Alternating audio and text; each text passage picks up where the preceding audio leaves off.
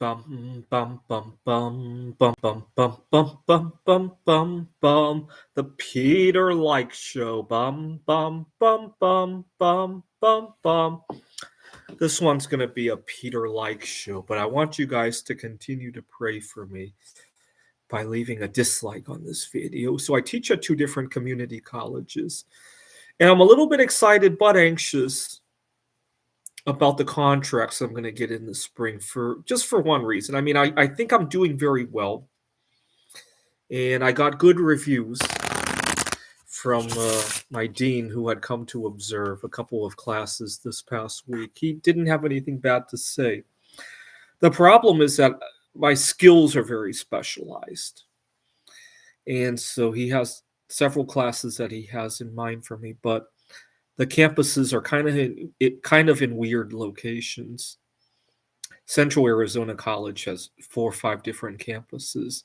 So does the Maricopa College system.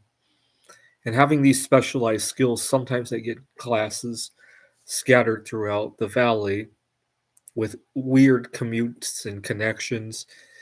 And I'll have to think about where to live. The owner of the house that I'm living at is in the process of selling the house. And so I'll have to think about where to live in order to. The other thing that makes things tricky is I have a hard time with waking up early in the morning. Left to my own devices, I have a tendency to gravitate toward later hours in the day, right? If we were in quarantine, I would have a tendency to wake up at 2 in the afternoon. That's just the way my body tends to gravitate.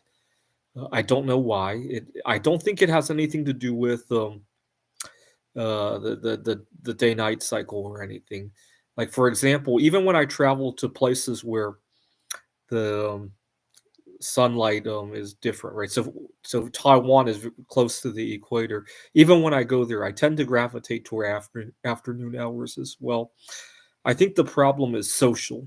I have a tendency to want to hide out alone, and so I tend to gravitate toward the later hours in the day, right?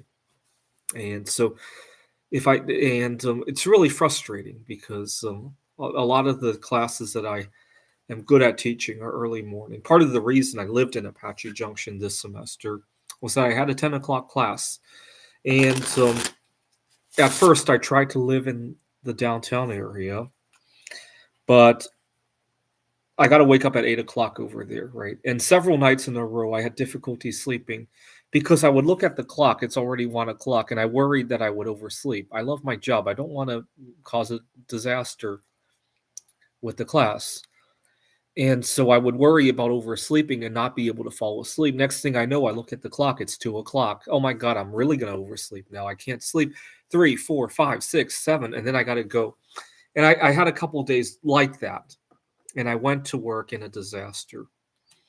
And I really love my students too much to keep doing that. And so finally, I drove to Apache Junction, which is where I am now. And I slept in my car and shopped for an apartment. And that's when I found this owner here. And unfortunately, she's moving in the near future. I think she's in a similar camp as I am. She works here but wants to live closer to some social matters over in the Phoenix area. So that's that. And so I'll have to think about that. But unfortunately, I still have a 10 o'clock class. So I'll have to think about how to adjust my body. I'm not as introverted as I was in times past. So I think it's doable. I just have a lot of momentum toward that kind of schedule, right? And the years of quarantine have kind of reinforced the idea that I can wake up whenever I want. And so it's kind of hard to break that habit is more of what it is, right? I'm going to do some fortune telling.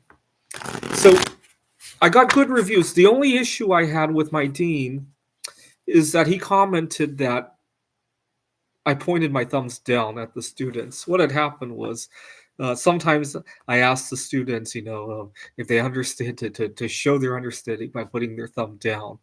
And my dean just kind of was curious about where that came from. And I explained to him that I my dean and I have very close rapport. So I straight up told him that I got a good deal on a bunch of stocks and precious metals, both during the GFC and during the COVID crashes.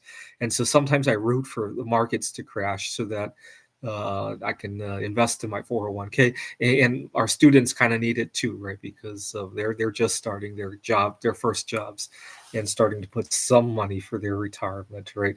And so that's why I like the concept of things going downward. And so we had a good laugh about that. But he suggested that I use the thumbs up instead. And that was the only thing that he commented about.